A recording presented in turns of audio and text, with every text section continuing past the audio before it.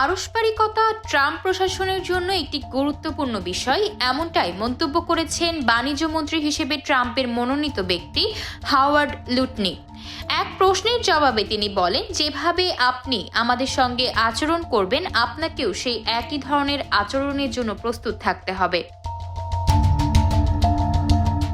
মূলত নির্বাচনের মাঠ থেকে বিভিন্ন দেশের উপর অধিক হারে শুল্ক আরোপের হুমকি দিয়ে আসছেন যুক্তরাষ্ট্রের নবনির্বাচিত প্রেসিডেন্ট ডোনাল্ড ট্রাম্প। এতদিন চীন, কানাডা ও মেক্সিকোর ওপর চড়া শুল্ক আরোপের কথা বললেও এখন এই তালিকায় ভারতের নামও যুক্ত করলেন তিনি। সোমবার ফ্লোরিডার মা-আ-লাগোতে এক সংবাদ সম্মেলনে ট্রাম্প বলেন, শুল্ক আরোপের বিষয়টি হবে পারস্পরিক। ট্রাম্প বলেন, ভারত ও ব্রাজিল সেই কয়েকটি দেশের মধ্যেই রয়েছে যারা নির্দিষ্ট মার্কিন পণ্যের উপর উচ্চ শুল্ক আরোপ করে। তিনি বলেন, পারস্পরিক শব্দটি গুরুত্বপূর্ণ, কারণ কেউ যদি আমাদের উপর শুল্ক আরোপ করে, অর্থাৎ ভারত আমাদের নিজেদের নিয়ে কথা বলতে হবে না। যদি ভারত আমাদের উপর 100% শুল্ক আরোপ করে, আমরা তো তাদের উপরে 0% শুল্ক আরোপ করতে পারি না। আপনি জানেন, তারা একটি সাইকেল পাঠায় এবং আমরা একটি সাইকেল পাঠাই।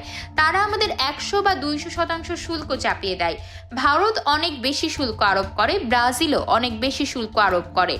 তারা যদি আমাদের উপর শুল্ক আরোপ করতে চায়, সেটা ঠিক আছে, তবে আমরাও তাদের উপর ঠিক একই পরিমাণ শুল্ক আরোপ করব। বিষয়টা হবে পারস্পরিক।